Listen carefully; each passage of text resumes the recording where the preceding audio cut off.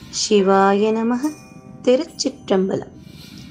அமுதம் பெற வேண்டி தேவர்களும் அசுரர்களும் மேருமலையை மத்தாக்கி வாசுகி என்ற நாகத்தை கயிறாக கொண்டு பார்க்கடலை கடைந்து கொண்டிருக்கையில் நாகம் வலி தாங்காமல் கொடிய நஞ்சை கக்கியது.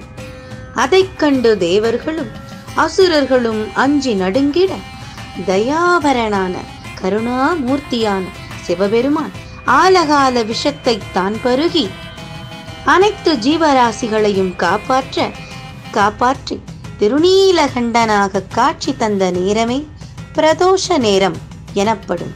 மனிதர்களாகிய நமக்கு பல தோஷங்கள் இருக்கலாம்.